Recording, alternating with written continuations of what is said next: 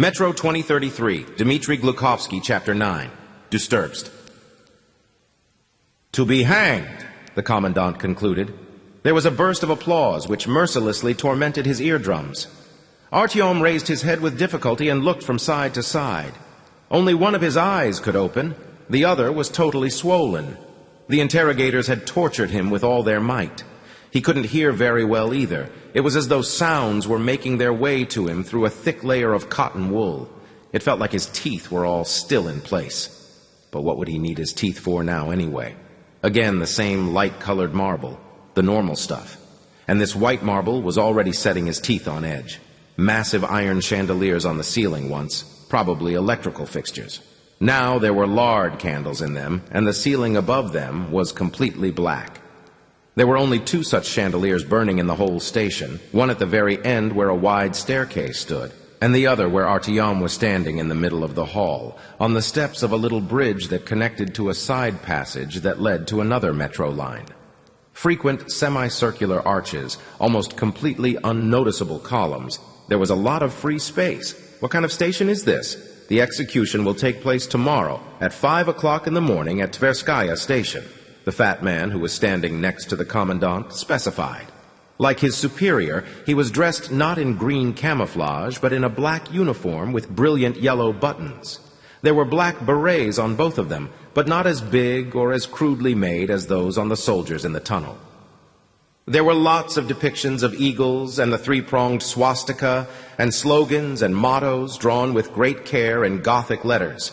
Diligently trying to focus on the blurred words, Artyom read, "The metro is for Russians. Swarthy people to the surface. Death to the rat-eaters." There were others, too, with more abstract contents. "March forward to the last battle for the greatness of the Russian spirit. With fire and sword, we will establish true Russian order." Then there was something from Hitler. A healthy body means a healthy spirit. There was one inscription that especially made an impression on him. It was underneath a skillfully drawn portrait of a brave soldier with a powerful jaw and a strong chin and a rather resolute-looking woman. They were depicted in profile so that the man was shielding the woman. Each man is a soldier, and each woman is the mother of a soldier, the slogan went. All these inscriptions and pictures had somehow absorbed more of Artyom's attention than the words of the commandant. Right in front of him, behind a cordon, the crowd was restless. There weren't many people here, and they were all dressed rather blandly and basically, in quilted jackets and greasy overalls. There were hardly any women to be seen, and if this reflected reality, there wouldn't be many more soldiers in the future. Artyom's head fell to his chest. He hadn't the strength to hold it upright anymore, and if there hadn't been two broad-shouldered escorts in berets supporting him under the arms, he would have fallen already. He felt faint again, and his head had begun to spin, and he couldn't manage to say anything ironic. Artyom had the impression that they would now turn him inside out in front of all these people. A stupid indifference about what would happen to him gradually crept up on Artyom. Now he only had an abstract interest in what was surrounding him, as though none of this was happening to him, but he was just reading a book about it. The fate of the main character interested him, of course, but if he was killed, then he could just pick another book off the shelf, one with a happy ending. At first, he had been carefully beaten at length by patient and strong people, while others asked him clever and judicious questions. The room had been predictably covered with disturbing yellow-colored tiles, making it easy to wipe away blood, but it was impossible to get rid of its smell. To start off with, they taught him to call the gaunt man, with slick, light hair and delicate features, who was leading the interrogation, Commandant. Then they taught him not to ask questions, but to answer them. Then they taught him to answer the questions accurately and to the point. Artyom couldn't understand how his teeth were still in his mouth, though a few of them were seriously wobbly and his mouth had a constant taste of blood in it. At first, he tried to justify himself, but it was explained to him that that wasn't worth it. Then he tried to stay silent, but he was quickly convinced that this too seemed to be the wrong thing to do. It was very painful. It is altogether a strange feeling when a strong man beats you over the head. It's not just pain, but some kind of hurricane, which wipes all the thought from your mind and smashes your feelings to pieces. The real torture happens afterwards. After a while, Artyom finally understood what he needed to do. It was simple. He needed to manage the expectations of the Commandant the best way he could. If the Commandant asked whether Artyom was sent by Kuznetsky most, he had to just affirm that with a nod. It took less strength, and the Commandant didn't wrinkle his Slavic nose at the response, and his assistants didn't hit him. The Commandant assumed that Artyom was sent with the aim of collecting military information and performing some kind of sabotage. He agreed again with a nod, and then the torturer rubbed his hands together with satisfaction, and Artyom had saved his second eye. But it was important not just to nod. He had to listen to exactly what the Commandant had asked, because if Artyom assented inattentively, the mood would worsen, and one of his helpers would try, for example, to break one of Artyom's ribs. After about an hour and a half of this unrushed conversation, Artyom couldn't feel his body anymore. He couldn't see very well, he could scarcely hear, and he understood almost nothing. He lost consciousness a few times, but they brought him back to his senses with iced water and ammonia. He must have been a very interesting person to talk to. In the end, they had an absolutely false idea of who he was. They saw him as an enemy spy and a saboteur who had appeared in order to stab the Fourth Reich in the back, and having decapitated the leadership, to sow the seeds of chaos and to prepare for an invasion. The ultimate goal was the establishment of an anti-national Caucasian Zionist regime over the whole of the metro system.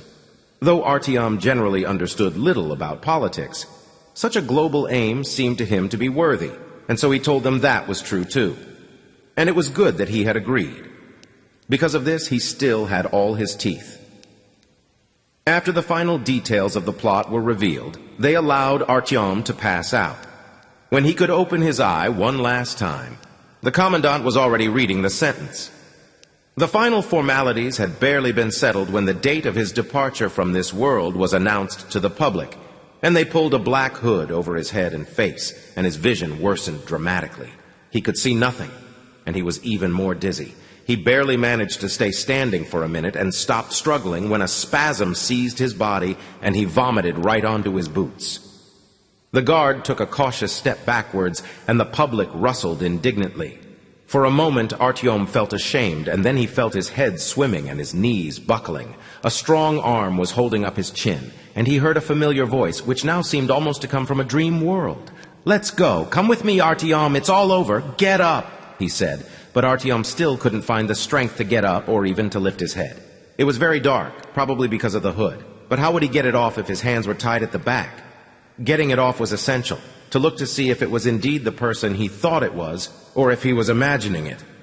"The hood," Artyom managed to say, hoping the person would understand. The black veil that had been over his eyes then disappeared, and Artyom saw Hunter in front of him. He hadn't changed at all since the time Artyom had talked with him. A while back now. A whole eternity ago at VDDNKH. How had he got here? Artyom wearily moved his head and looked around. He was on the platform of the exact same station where they had read his sentence. There were dead bodies everywhere. Only a few candles in one chandelier continued to smoke. The other chandelier was blown out. Hunter was holding the same pistol in his right hand that had so amazed Artyom the last time, having seemed so huge with its long silencer screwed onto its barrel and its impressive laser sight. Stechkin.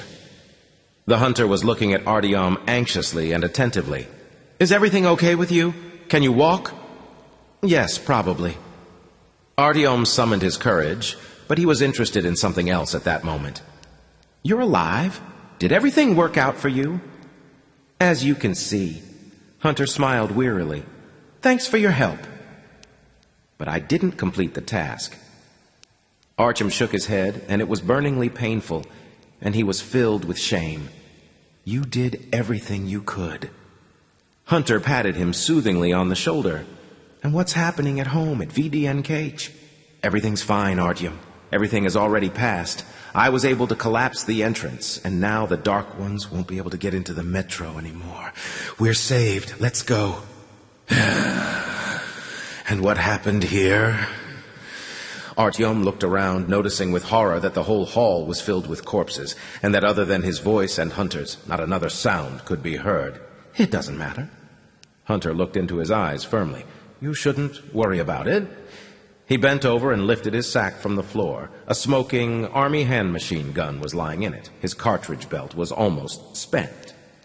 The hunter moved forward, and Artyom tried to keep step. Looking from side to side, he saw something that he hadn't noticed before. Several dark figures were hanging from the little bridge where Artyom had had his sentence read. Hunter said nothing and was taking long steps, as though he had forgotten that Artyom could barely move.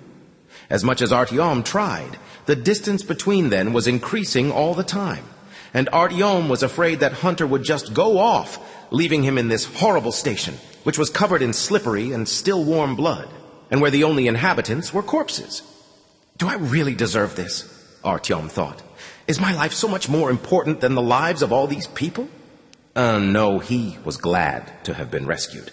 But all these people, randomly scattered like bags and rags on the granite of the platform, side by side on the rails, left forever in the poses that Hunter's bullets had found them in. They all died so that he could live. Hunter had made this exchange with such ease, just as though he had sacrificed some minor chess figures to safeguard one of the most important pieces. He was just a player, and the metro was a chessboard, and all the figures were his, because he was playing the game with himself. But here was the question. Was Artyom such an important piece to the game that all these people had to perish for his preservation? Henceforth, the blood that was flowing along the cold granite would probably pulse in his veins, too. It was like he had drunk it, extracted it from others for his existence. Now he would never be warm again. Artyom, with effort, ran forward a bit in order to catch up with Hunter and to ask if he would ever become warm again, or would he, even at the hottest firesides, stay this cold and melancholic, like an icy winter's night on a far-flung semi-station. But Hunter was far in the distance. Maybe it was because Artyom didn't manage to catch him up that Hunter descended onto the tracks and rushed into the tunnel with the agility of an animal. His movements seemed to Artyom like the movements of a dog? No, a rat. "Oh, God, are you a rat?" The terrible idea tore from Artyom's mouth, and he was frightened by what he'd said. "No," came the answer. "You're the rat. You're the rat, cowardly rat, cowardly rat!" Someone repeated it just above his ear and spat fruitily. Artyom shook his head, but immediately regretted it. Now, thanks to his sharp movements, the aching, blunt pain in his body had exploded. He lost control of his limbs and started to stumble forward, and then he rested his burning forehead on something cool and metallic. The surface was ribbed, and it pressed on his skin unpleasantly, but it cooled his inflamed flesh, and Artyom froze in that position for a time, not having the strength to make any further decisions. He caught his breath and then carefully tried to open his left eye a little bit. He sat on the floor, his forehead against a lattice of some sort. It went up to the ceiling and filled the space on both sides of the low and narrow arch. He was facing the hall, and there were paths behind him. All the nearest arches opposite him, as far as he could see, were turned into cages, too. There were a few people sitting in each of them. This station was exactly the opposite of the station where he had been sentenced to death. That one was utterly graceful, light, airy, spacious, with transparent columns, wide and high arches, despite the gloomy lighting and the inscriptions and drawings covering the walls. It was like a banquet hall compared with this one. Here everything was oppressive and scary. There was a low, rounded ceiling, like in the tunnels. It was barely twice a man's height, and there were massive rough columns, each of which was much wider than the arches that cut across between them. The ceiling of the arches were so close to the ground that he could have reached up and touched it were it not for the fact that his hands were tied with wire behind his back. Apart from Artyom, there were another 2 people in the cell. One was lying on the ground with his face buried in a heap of rags, and he was groaning dully. The other had black eyes and brown hair and hadn't shaved for some time, and he was squatting, leaning against the marble wall, watching Artyom with lively curiosity. There were 2 strong men in camouflage and berets patrolling the length of the cages, one of whom had a big dog on a leash, and he would scold it from time to time. They, it seemed, had woken Artyom. It had been a dream. It had been a dream. He had dreamt it all. They were going to hang him. Oh, what time is it? He muttered, only slightly moving his inflamed tongue and looking sideways at the black-eyed man. 9:30. The man answered willingly, pronouncing his words with the same accent that Artyom had heard at Kitai Gorod. Instead of "oh," they said, and instead of "ye," they said "I." And then he added, in the evening. 9:30. 2.5 hours until 12, and 5 hours before the procedure. 7.5 hours. And while he was thinking, counting, time was already flying past. Once Artyom had tried to imagine what should a person feel and think in the face of death the night before his execution? Fear? Hatred for his executioners? Regret? But he was empty inside. His heart was thumping hard in his breast. His temples were throbbing. Blood slowly accumulated in his mouth until he swallowed. The blood had the taste of rusty iron. Or was it that wet iron had the taste of fresh blood? They would hang him. They would kill him. He would cease to exist. He couldn't imagine it. Couldn't just take it on board. Everyone knows that death is unavoidable. Death was a part of daily life in the metro, but it always seemed that nothing unfortunate would happen to you, that the bullets would fly past you, the disease would skip over you. Death of old age was a slow affair, so you needn't think about it. You can't live in constant awareness of your mortality. You had to forget about it, and though these thoughts came to you anyway, you had to drive them away, to smother them. Otherwise, they could take root in your consciousness, and they would make your life a misery. You can't think about the fact that you'll die. Otherwise, you might go mad. There's only one thing that can save a man from madness, and that's uncertainty. The life of someone who has been sentenced to death is different from the life of a normal person in only one way. The one knows exactly when he will die, and the regular person is in the dark about it, and consequently it seems he can live forever, even though it's entirely possible that he could be killed in a catastrophic event the following day. Death isn't frightening by itself. What's frightening is expecting it in 7 hours. How would they do it? Artyom couldn't really imagine how people were hanged. They once had to execute a traitor at their station, but Artyom was still little then and didn't understand much, and anyway, they wouldn't perform public executions at VDNTH. They would probably throw a rope around his neck. Either they'd string him up to the ceilings, or there would be some sort of stool involved. No, it didn't bear thinking about. He was thirsty. With effort, he flicked the switch, and the train of his thoughts swept onto other rails, to the officer he had shot, the first person he'd ever killed. The scene arose before his eyes again, invisible bullets going into his broad chest, and how they had left burnt black marks in which fresh blood had coagulated. He didn't feel the slightest regret for what he'd done, and this surprised him. Once he had reckoned that every killed person must be a heavy burden on the conscience of the person who killed them. They would appear in dreams, disturb his old age. But no, it seemed it wasn't like that at all. There was no pity, no repentance, only gloomy satisfaction.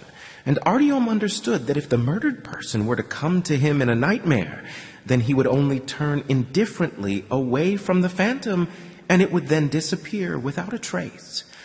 But old age? There would be no old age anymore.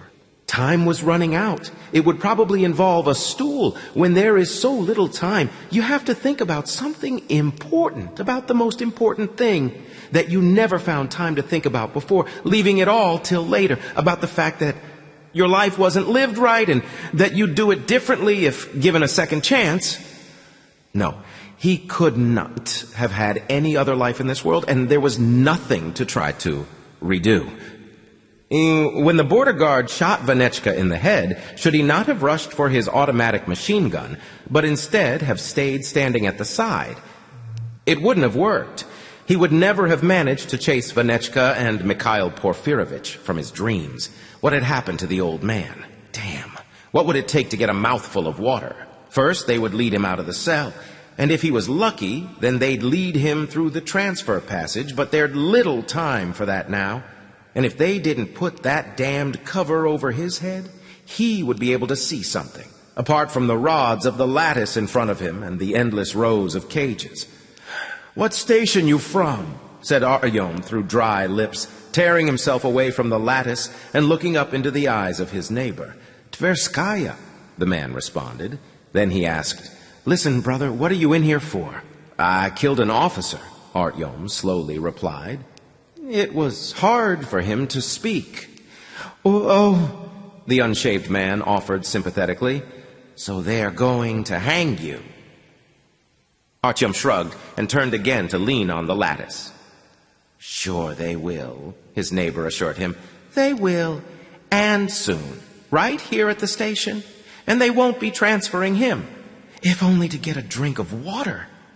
To wash this metallic taste from his mouth, to moisten his dry throat, then maybe he could speak to this man for a little more than a minute. There was no water in the cage, but on the other side of the space, there was a fetid tin bucket. Could he ask his jailers? Maybe they give small indulgences to those who have been sentenced. If he could only have pushed his hand out through the lattice and wave it a little. But his hands were tied behind his back, and the wire was digging into his wrists, and he had lost all sensation. He tried to cry out, but only a rattle emerged, which turned into a cough from deep in his lungs. Both guards approached the cage when they noticed his attempts to get their attention. "The rat has awoken," the one with the dog grinned. Artyom threw his head back to see the man's face and whispered with difficulty, "Drink. Water." "A drink?" The guard with the dog pretended to be surprised. "What do you need that for? You're just about to be strung up and all you want is to drink. No, we won't be getting you any water. Maybe that way you'll die sooner." The matter was settled and Artyom closed his eyes wearily, but the jailers apparently wanted to chat with him some more. "So you scum, you finally understood who you raised your fist to?" the other guard asked. "And you're even a Russian, you rat. It's because of those morons who will stab you in the back with your own knife. Those..." He nodded at Artyom's neighbor in the next cage. "The whole metro will be full of them soon, and your simple Russian won't even be able to breathe anymore." The unshaved prisoner looked down. Artyom could only find the strength to shrug his shoulders. "And they smacked that mongrel of yours nicely, too," the first guard added. "Sidorov said that the tunnel was a bloodbath. And quite right, subhumans, they need to be destroyed. They are our Xenophon." He remembered the difficult word. "They ruin things, and your old man died too," he concluded. "What?" Artyom sobbed. He'd been afraid of that, but he'd hoped that perhaps the old man had not died, that maybe he was somewhere here in the next chamber. Right. He died. They ironed him a little bit, but he up and croaked, the guard with the dog said happily, satisfied by the fact that Artyom was finally reacting to them. "You will die. All your relatives will die." He could see Mikhail Porfirovich without a care in the world, stopping in the middle of the tunnel, leafing through his notepad, and then repeating this last line with emotion. What was it again? Der Toten Tatenrum? No, the poet was mistaken. There aren't any acts of glory anymore. There isn't anything anymore. Then he remembered how Mikhail Porfirovich had missed his old apartment, and especially his old bed.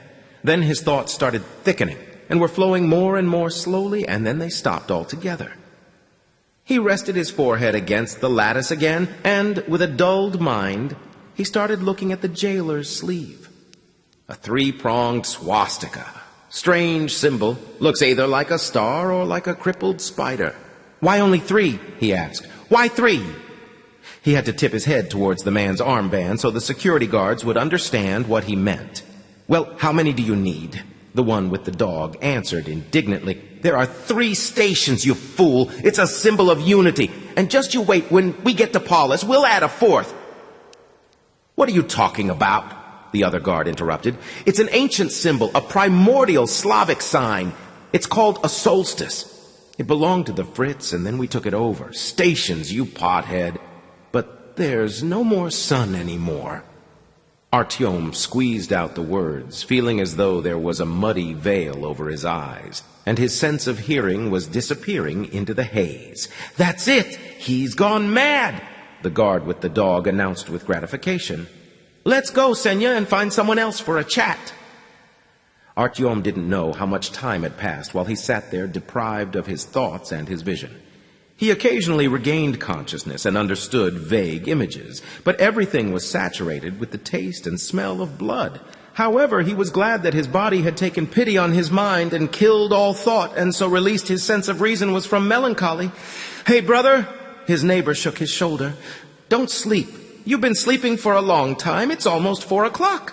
Artyom tried to surface from the chasm of his unconsciousness, but it was difficult, as though lead weights had been attached to his feet.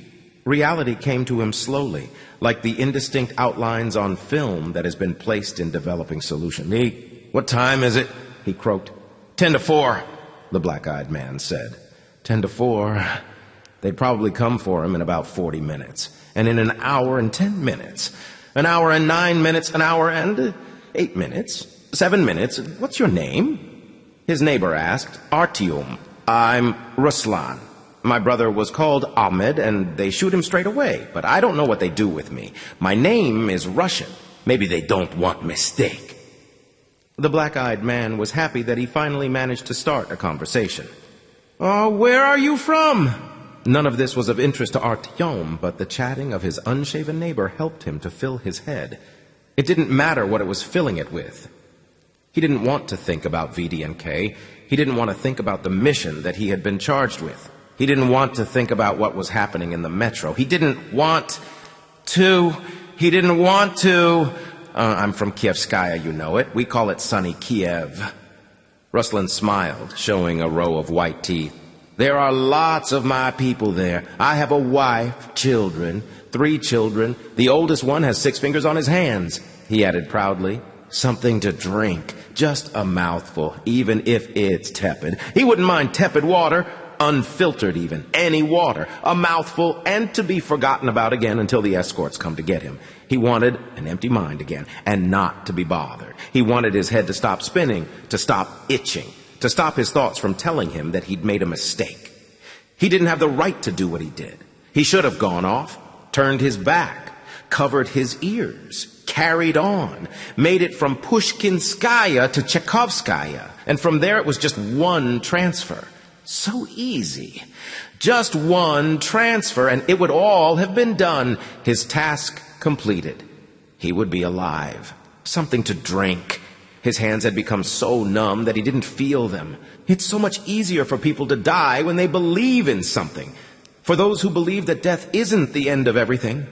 For those in whose eyes the world is separated into black and white, who know exactly what they need to do and why, who hold the torch of an idea, of beliefs in their hands, and everything they see is illuminated by it. Those who have nothing to doubt and nothing to regret. They must have an easy time of dying. They die with a smile on their face. We had fruit big like this before, and the beautiful flowers, I give them to the girl for no money, and she give me the smile. The words reached Artyom, but couldn't distract him anymore. Steps could be heard from the depths of the hall. Several people were approaching, and Artyom's heart tightened and turned into a small, nervous lump. Were they coming for him? So soon? He thought 40 minutes would have lasted longer, or had his devilish neighbor told him that more time was left because he had wanted to give him some hope? No, it couldn't be. 3 pairs of boots stopped at his cage. 2 of them were in spotted military trousers, 1 in black trousers. The lock made a grinding sound, and Artyom only just managed not to fall over as the cage door he was leaning on opened. "Pick him up," someone said. He was grabbed under the arms, and he soared towards the ceiling. "Break a leg!"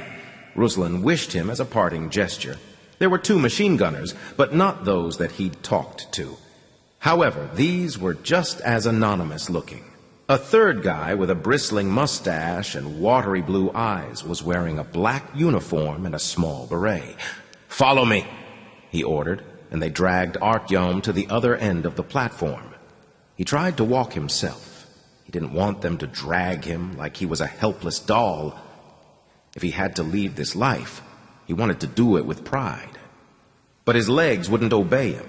They buckled, and he could only clumsily place them on the floor, hampering the forward motion so that the man in the black uniform looked at him severely. The cages didn't continue to the end of the hall. The row was interrupted in the middle, where the escalators to the next level down were situated. There, in the depths, torches were burning, and ominous crimson light reflected on the ceilings.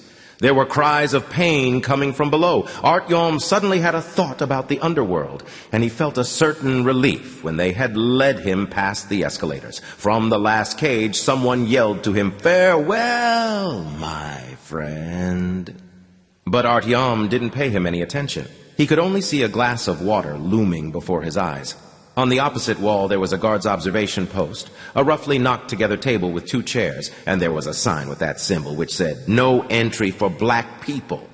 He couldn't see any gallows anywhere, and for a moment, Artyom had the crazy hope that they had only wanted to scare him, and that they weren't really leading him to his hanging, but they were taking him to the end of the station, so that he could be let go without the others seeing it. The man with that mustache, who was walking ahead, turned at the last archway towards the pathways, and Artyom began to believe in his rescue fantasy even more strongly. There was a small platform on wheels standing on the rails, and it was arranged in such a manner that its floor was level with the station floor. There was a thick-set man in a spotted uniform checking a loop of rope that was hanging from a hook screwed into the ceiling. The only difference between him and the others was that his rolled-up sleeves showed powerful forearms, and he had a knitted hat pulled over his head with holes cut into it for his eyes. "Is everything ready?" the man in the black uniform said, and the executioner nodded at him. "I don't like this construction," he said. "Why couldn't we use the good old stool? Then it's..." Pow! He punched his fist into his other palm. "Break his neck! But with this thing, while he's choking, he'll squirm like a worm on a hook. And when they choke, there's so much to clean up afterwards. There's like guts everywhere." "Enough," the man in the black uniform said. Then he took the executioner aside and furiously hissed something at him. As soon as their superior had stepped away, the soldiers quickly went back to their interrupted conversation. "So," the one on the left impatiently asked the one on the right. "Okay, so," the one on the right whispered loudly. "I pushed her up against the column and shoved my hand under her skirt, and she turned all soft and said to me..." But he didn't manage to finish because his superior had returned. "Never mind the fact that he's Russian. He transgressed. The traitor, the turncoat, degenerate, and traitors should be painfully punished." He was encouraging the executioner. They untied his hands and took off his jacket and jumper so that Artyom stood there only wearing his dirty undershirt. Then they tore the cartridge case that Hunter had given him off the string around his neck. "A talisman?" the executioner inquired. "I'll put it in your pocket. It might still come in handy." His voice was far from evil, and it was curiously soothing. Then they pulled his hands together behind his back and pushed Artyom onto the scaffold. The soldiers remained on the platform since they weren't needed. He could not escape anyway, since it required all the strength Artyom had just to stand there, while the executioner fitted the loop over his head, to stand up, not fall, and make no noise. Something to drink, that's all that he could think about. "Water, water, water," he croaked. "Water!" The executioner threw up his hands in disappointment. "Where am I going to get you any water now? It's not possible, my dear. We're already way behind schedule. Now, just be patient. Not long now." He jumped off onto the path with a thud and spat on his hands before taking up the rope attached to the scaffold. The soldiers were lined up, and their commander had assumed a significant and even solemn look. "As an enemy spy who has viciously betrayed his people," he began. In Artyom's head, there was a dance of thought fragments and images that said, "Wait, it's too early, I haven't yet managed to do what I had to do." And then Hunter's strict face appeared before his eyes and disappeared immediately in the crimson twilight of the station. Then Sukhoi's tender gaze appeared and vanished too. Mikhail Porfirevich, you will die. The Dark Ones, they can't... Wait. And over all this, interrupting his memories, the words, his desires, shrouding them in a stuffy, dense haze, hung a great thirst. Something to drink. A degenerate who discredits his own nation. The voice continued to burble. Suddenly there were shouts in the tunnel, and a burst of machine gun fire, and then a loud bang, and everything went quiet. The soldiers grabbed their machine guns. Their superior in black turned nervously and quickly said, "Punishment by death, go ahead." And he gave the signal. The executioner grunted and pulled the rope, planting his feet on the cross ties. The board slipped away from Artyom's feet, though he tried to keep touching them so that he could stay on the scaffold, but they moved further off, and it was getting harder and harder to stand. The rope was dragging him back towards death, and he didn't want it. He didn't want to die. Then the floor slipped out from under him, and the loop tightened from the weight of his body. It squeezed his neck, cut into his windpipe, and a rattle issued from his throat. His sight lost its sharpness, and everything was twisted inside him. His body was begging for air, but he couldn't inhale, no matter what he tried, and his body started to coil convulsively, and there was an awful tickling feeling in his stomach. The station clouded with a poisonous yellow smoke, and gunshots roared nearby, and then he lost consciousness. "Hey, hangman! Come on now, don't pretend. We felt your pulse so you can't feign death." And he was hit across the cheeks, bringing him round. "I refuse to do mouth-to-mouth on him again," the other person said. This time, Artyom was absolutely sure that it was a dream, the last seconds of unconsciousness before the end. Death was so close, and the moment her iron fist closed around his neck was as indisputable as the moment the floor fell away from underneath him and he hung over the rails. "That's enough blinking! You'll be fine!" the first voice insisted.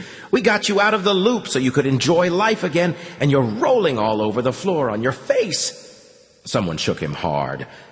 Artyom shyly opened an eye and then closed it, having decided that he was probably in the process of dying prematurely and that the afterlife had already begun. A being was leaning over him, and it looked a bit like a person, but it was so unusual looking that it reminded Artyom of Khan's calculations about where souls go when they are separated from their transitory bodies. The skin of the being was a mete yellow, which you could even see in the light of a lantern nearby, and instead of eyes, he had narrow slits, as though a sculptor who was sculpting a person out of a tree had almost finished the face, but had only made an outline of the eyes, and he forgot to chip open the eyes so it could look out onto the world. The face was round, with high cheekbones, and Artyom had never seen anything like it. "No, this is not working," someone declared resolutely from above, and they sprayed water in his face. Artyom swallowed it convulsively and stretched out his hands for the bottle. At first he just held onto the neck of the bottle, and only after that did he get up and look around. He was rushing through a dark tunnel with head-spinning speed, lying on a section car that was no less than 2 meters long. There was a light smell of burning in the air, and Artyom thought with astonishment that it must be fueled with petrol. There were 4 people apart from him sitting on the section car, and there was a big brown dog with a black undercoat. One of them was the guy who had hit Artyom across the cheeks. There was a bearded guy in a hat with ear flaps that had a red star sewn onto it and onto his quilted jacket, too. He had a long machine gun dangling down his back, one just like the hoe that Artyom had before, but there was a bayonet knife screwed onto its barrel. The third person was a big fellow whose face Artyom didn't see at once, but when he did, he almost jumped off the car. His skin was very dark. Artyom looked at it a bit more and calmed down. He wasn't a dark one. His shade of skin wasn't the same as theirs, and he had a normal human face with slightly outturned lips and a flattened nose like a boxer's. The last guy had a relatively regular appearance, but he had a beautiful brace face and a strong chin, which reminded him of something on a poster at Pushkinskaya. He was dressed in a beautiful leather coat, which was tied with a wide belt with 2 rows of holes in it, and an officer's sword belt, and from the belt hung a holster of impressive size. There was a Degtyaryov machine gun at the back of the section car and a fluttering red flag. When a beam from the lantern accidentally fell on the flag, he could see that it wasn't really a flag, but a ragged piece of material with the red and black face of a bearded man on it. All this seemed more like some kind of terrible delirium than the miraculous rescue that Hunter had made for him when he ruthlessly cut his way through Pushkinskaya. "He's regained consciousness," the narrow-eyed man said joyfully. "So, Hangman, what did they get you for?" He spoke totally without accent. His pronunciation was no different than Artyom's or Sukhoi's. That was very strange, hearing pure Russian speech from such an unusual being. Artyom couldn't shed the feeling that this was some kind of farce, and the narrow-eyed man was only moving his lips while the bearded guy, or the man in the leather coat, spoke from behind him. "I shot one of their officers," he admitted reluctantly. "Well, good for you. You're just the kind we like. That's what they deserve," the man with the high cheekbones said enthusiastically, and the big, dark-skinned guy who was sitting at the front turned to Artyom and raised his eyebrows respectfully. Artyom thought that this guy must mispronounce words. That means we didn't create such a scene for nothing. He smiled broadly. He also had a flawless accent, so that Artyom was confused and now didn't know what to think. "What's your name, hero?" the handsome man in leather asked him, and Artyom introduced himself. "I'm Comrade Rusakov. This is Comrade Bonsai." He pointed to the narrow-eyed man. "This is Comrade Maxim." The dark-skinned one grinned again. "And this is Comrade Fyodor." The dog came last. Artyom wouldn't have been surprised if he'd been called Comrade, too, but the dog was simply called Karatsyupa. Artyom shook their hands one by one.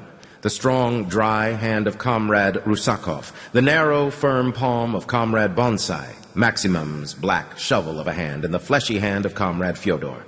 He earnestly tried to remember all their names, especially the hard-to-pronounce Karatsyupa. But it seemed that they called each other different names anyway. They addressed the main guy as Comrade Commissar, and the dark-skinned one they called Maximka, or Lumumba. The narrow-eyed one was simply Bonsai, and the bearded one with the hat with the ear flaps they called Uncle Fyodor. "Welcome to the 1st International Red Fighting Brigade of the Moscow Metropolitan in the name of Ernesto Che Guevara," Comrade Rusakov triumphantly announced. Artyom thanked him and fell silent, looking around. The name was very long, and the ending of it generally blended into something quite unclear.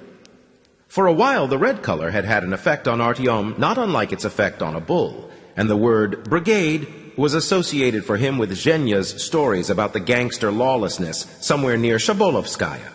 Most of all, he was intrigued by the face trembling on the cloth in the wind, and he timidly asked, "And who have you got there on your flag?" At the last second, he decided on the word, flag having almost said rag. "That, my brother, is Che Guevara," Bonsai explained to him. "Which Che Guevara?" Artyom hadn't understood, but seeing rage fill Rusakov's eyes and the mocking smile on Maximka's face, he figured out that he'd done something foolish. Comrade, Ernesto, Che Guevara. The commissar rapped the separate syllables. The great, Cuban, revolutionary. Now the sounds were all more distinct, though it still wasn't intelligible to Artyom. But he decided to widen his eyes enthusiastically and say nothing. After all, these people had saved his life, and angering them right now with his ignorance would be impolite. The tunnel's soldered ribs flashed past fantastically quickly, and during the length of their conversation, they had already managed to fly through one half-empty station and stopped in the twilight of the tunnel beyond it. Here, at the side, there was a little dead-end offshoot where they could stop. "Let's see if the fascist reptiles dare to go after us," said Comrade Rusakov. Now they had to whisper very quietly because Comrades Rusakov and Karatsyupa were attentively listening for sounds coming from the darkness. "Why did you do it? I mean, rescue me?" Artyom asked, trying to choose the right word. "It was a plan, sortie." "Some information arrived," explained Bonsai, smiling mysteriously. "About me?" Artyom asked, in the hope that he could believe Khan's words about his special mission. "No, just in general." Bonsai made an indistinct gesture. We heard they were planning some kind of atrocity, so Comrade Commissar decided we had to stop it. Besides, it is our mission to bother them constantly. They haven't put up roadblocks on this side, not even a bright torch, just a few outposts with simple fires, Maximka added. We ran over them straight away. Sadly, we had to use the machine gun. But then there was the smoke bomb. We had gas masks, and we took you, our homegrown SS man, and went back. Uncle Fyodor, silent and smoking some kind of weed in a pipe, the smoke from which started to make his eyes tear up, suddenly said, Yes, my young friend, it's good that you were appropriated. Do you want a little brew? And picking up a half-empty bottle of some kind of murky swill from an iron box, he shook it and offered it to Artyom. It was going to take a lot of bravery to take a sip. It went down like sandpaper, but he felt as though a vice that had been clamped inside him this last 24 hours had relaxed. So are you, Reds? He asked cautiously. Well, we, my brother, are communists. Revolutionaries, Bonsai said proudly. From the Red Line? Artyom leaned in. No, just simple communists. The man answered a bit hesitantly and hurried to add, Comrade Commissar will explain it all to you. He's in charge of the ideology here.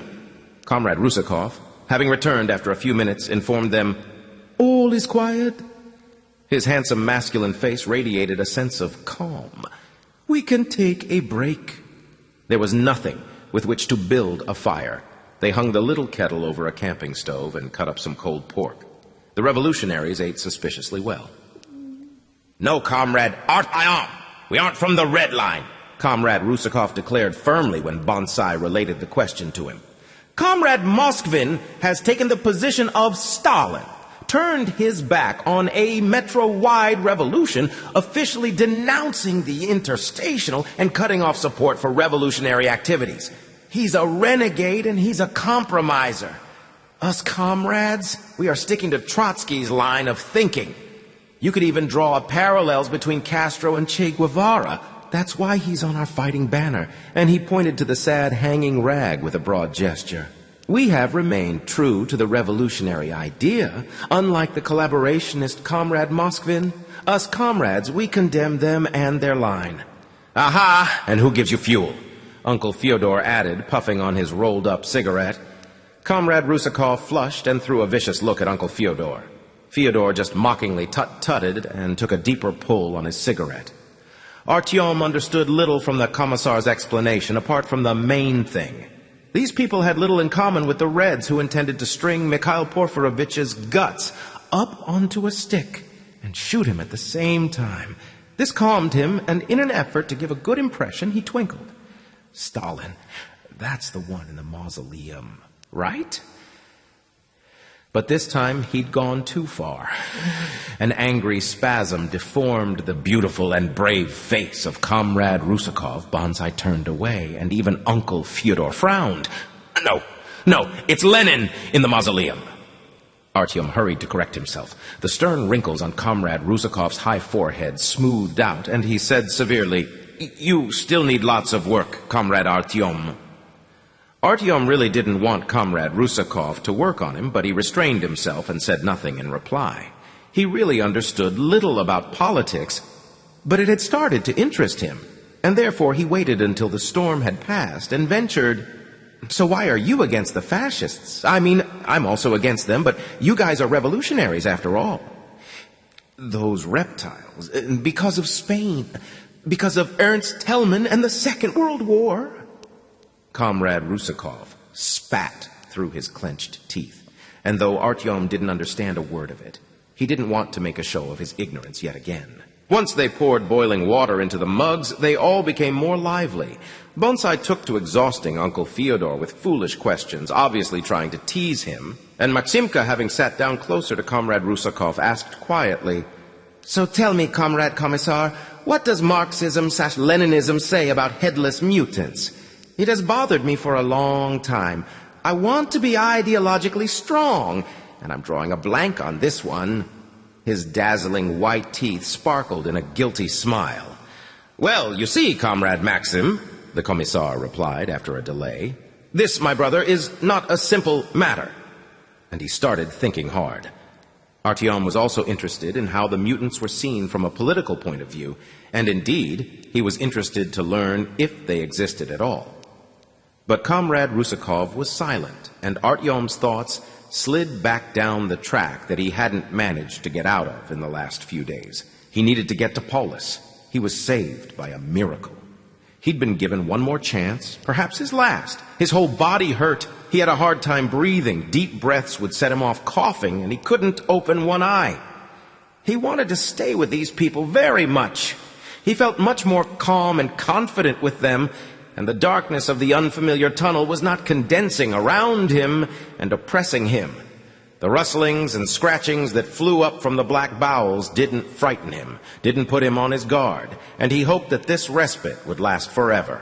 It was sweet to relive his rescue again and again. Even though death had been chomping its iron teeth just above his head, barely brushing against him, the sticky, body-paralyzing fear that had seized him before his execution had already evaporated. The last remnants, hidden under his heart and in his stomach, had been burnt out by the poisonous homebrew of the bearded comrade Fyodor. Fyodor himself, and the friendly bonsai, and the serious leather-clad commissar, and the enormous Maxim Lumumba. It was so easy with them, in a way that he had never experienced since he'd left VDNK 100 years before. None of his belongings were in his possession anymore. The wonderful new machine gun, the 5 magazines of cartridges, the passport, the food, the tea, 2 flashlights. They were all lost, left with the fascists. All he had was a jacket, some trousers, and a twisted cartridge case in his pocket. The executioner had said, maybe it will come in useful. So what now? To stay here with the fighters of the Interstational, the brigadiers well, it's not important to live their life and forget his own. No, never. He mustn't stop for a minute, mustn't rest. He had no right. This wasn't his life anymore. His fate belonged to others from the moment he agreed to Hunter's proposition. It was too late now. He had to go. There was no other option. He sat there quietly for a long time, thinking about nothing in particular. But the gloomy determination was ripening within him with every second, in his emaciated muscles, in his stretched and aching veins. He was like a soft toy from which all the sawdust has been drawn, and it has become a shapeless rag that someone has cruelly hung on a metal skeleton. He wasn't himself anymore. He had been scattered together with the sawdust which was picked up by a tunnel draft, broken up into particles. And now, someone new had taken up residence inside his skin. Someone who didn't want to hear the desperate entreaties of his bleeding and exhausted body. Someone who crushed underfoot the desire to surrender, to stay still, to have a rest, to give up before the endeavor had a chance to assume a complete and realized form. This other person had taken the decision on the level of instinct, and he bypassed consciousness in which there now reigned silence and emptiness. The usual continuous flow of internal dialogue was cut off. It was like a meandering spring inside Artyom had been made straight. He got up to his feet with wooden and awkward movements, and the commissar looked at him in surprise, and Maxim even lowered his hand to his machine gun. "Comrade Commissar, could I speak with you?" Artyom asked in a toneless voice. Then Bonsai turned around anxiously, disengaging from the unfortunate Uncle Fyodor. "Say it straight, Comrade Artyom. I don't have any secrets from my fighters," the commissar cautiously responded. "You see, I am very grateful to you all for saving me, but I have nothing with which to repay you. I would really like to remain with you, but I can't. I have to go on. I have to?" The commissar said nothing in reply. "Well, where are you going?" Uncle Fyodor interjected unexpectedly. Artyom pressed his lips together and looked at the floor. An awkward silence hung in the air.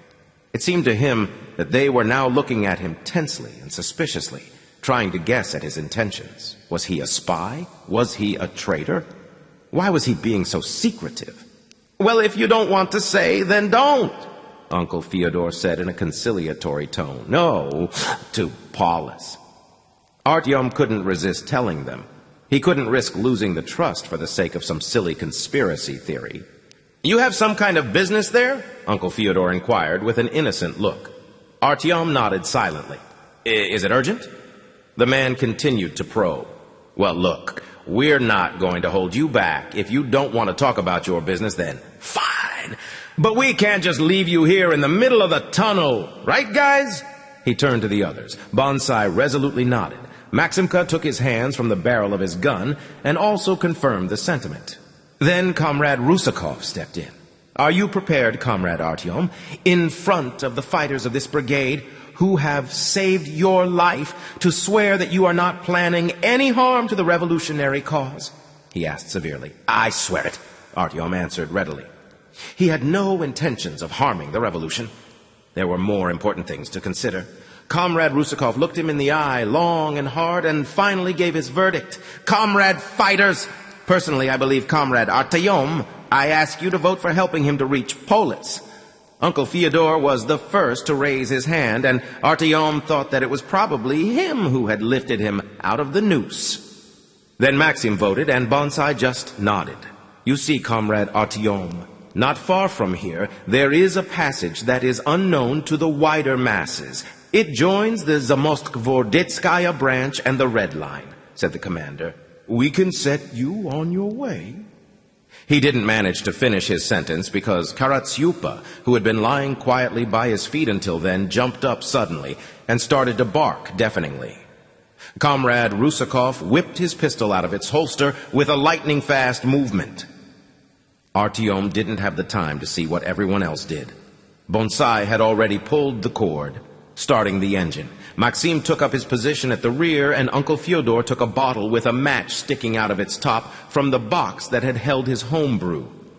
The tunnel at that point dived downwards, so visibility was very bad, but the dog continued to strain, and Artyom felt anxious. Give me a machine gun, too, he asked in a whisper.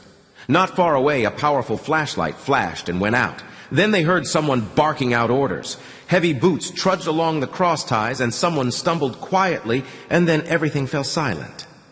Karatsyupa, whose muzzle had been clamped shut by the commissar, struggled free and started to bark again. It's not starting, Bonsai mumbled, slightly defeated. We have to push it! Artyom was first to climb off the section car, and behind him leapt Uncle Fyodor and then Maxim. With effort, they wedged the soles of their feet against the cross ties and got the large object moving forward. It was shifting too slowly, and when they had finally awoken the engine, which started off by making coughing sounds, boots were thundering very near to them. Fire! Came the order from the darkness, and the narrow space of the tunnel filled with sound. At least 4 cartridges roared past them, and bullets beat randomly around them, ricocheting, spitting sparks and hitting pipes and making them ring out. Artyom thought that they had no way out, but Maxim, straightening out to his full height, held his machine gun in his hands and maintained fire for a long time. The automatic weapons went silent. Then the section car moved a bit more easily, and they had to start running after it to jump up onto its platform. They're retreating! Push ahead! Was the cry from behind, and the automatic machine guns rattled away behind them with redoubled strength. But most of the bullets hit the walls and ceiling of the tunnel, swiftly setting the stub of the bottle on fire. Uncle Fyodor wrapped it in some rags and threw it onto the path. A minute later, there was a bright flash, and the same clap of noise that Artyom heard when he was standing with the noose around his neck rang out. And again, more smoke. Comrade Rusakov ordered. A motorized section car is simply a miracle, Artyom thought as their persecutors fell far behind, trying to fight their way through the curtain of smoke. The vehicle was moving easily forward, and scaring away the staring bystanders, it swooped through Novokuznetskaya station, where Comrade Rusakov flatly refused to stop. They were carried through so quickly that Artyom had barely any time to make out the station at all. There wasn't anything particularly special about it, apart from the meager lighting. There was a fair number of people there, but Bonsai whispered to him that the station was not good at all, and its inhabitants were also a bit strange. And the last time that they tried to stop there, they had seriously regretted it, and only just managed to drag themselves out. Sorry, comrade, but we won't be able to help you like we thought, Comrade Rusakov said to Artyom in a more familiar tone than usual. Now, we won't be able to return here for a while. We're going to our reserve base at Avtozavodskaya. If you want, you can join the brigade. Artyom had to steel himself again and refuse the offer, but it was easier this time. He was seized by a cheerful sort of desperation. The whole world was against him. Everything was going awry. However, the obstacles that the tunnels put in the way of his mission had awoken in Artyom a rage, and this obstinate rage relit his weakening vision with a rebellious fire, devouring in him any fear, sense of danger, reason, and force. "No," he said firmly and calmly. "I have to go." "In that case, we'll go together until Paveletskaya, and then we'll part ways," said the commissar, who had remained silent until this point. "It's a shame, Comrade Artyom. We need fighters." Near Novokuznetskaya, the tunnel forked, and the section car took the left-hand path. When Artyom asked what went on down the right-hand path, they explained that that way was barred to them. A few hundred meters into it, there was an advance post of the Hansa, a veritable fortress. This unremarkable tunnel, it seemed, led directly to the three ring stations, Oktyabrskaya, Dobrinskaya, and Paveletskaya. The Hansa didn't intend to destroy this little inter-tunnel passage and its very important transport link, but it was only used by Hansa secret agents. If someone else tried to approach the advance post, they would be destroyed immediately without even being given the chance to explain themselves. After traveling a while along this passage, they came upon Paveletskaya. Artyom thought how right his friend at VDNKH had been when he had told him that in the old days you could cross the whole metro system within an hour, and he hadn't believed it at the time. If only he had a section car like theirs. But anyway, a section car wouldn't really have helped, since there were lots of places that you couldn't just pass through like a breeze. No, there was no point in dreaming about it. In this new world, there wouldn't be anything like it anymore. In this world, each step required an improbable effort and searing pain. The old days were long gone. That magical, wonderful world was long dead. It didn't exist anymore. And there was no point in whining about it for the rest of your life. You had to spit on its grave and never look back.